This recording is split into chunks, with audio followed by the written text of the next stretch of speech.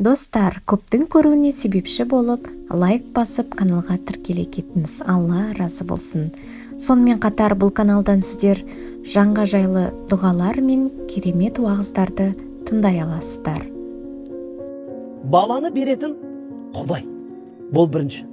Екіншіден айта тұрған нәрсе, Алла тағала Құран-ы Кәрімде біраз дұғаларды алып келеді.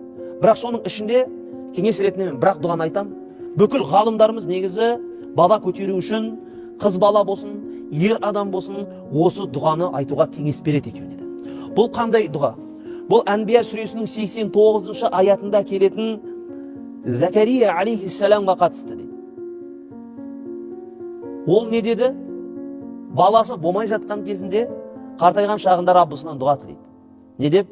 Робби, ла тазаруни фардан, ва анта хойрул варифин. Я Раббым, мені жалғыз қалдыра көрме, сен ең жақсы мирас қалдырушысың дейді. Мені жалғыз қалдырма дейді. Ең жақсы мирас қалдыратын сенсің, яғни маған ұрпақ бер дейді. Алла тағала осы оның дұғасынан кейін келесі аятта не дейді? Осы дұғасынан кейін, осы сұрағанынан кейін біз оны Яхия есімді баламен сүйіншіледік дейді. Яғни тіпті бір қазір заманымыздағы бір ғалым осы сұраққа жауап беріп, осы дұғаны айтсын дейді. Қалай дейді? Нәпіл намаздар бар бізде оқитын. Духа намазы дейді, тахаджуд намазы дейді, тағы да болса қажет намазы деген бар.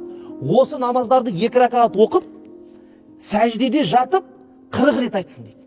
Әрбір сәждесінде 40 реттен айтсын дейді.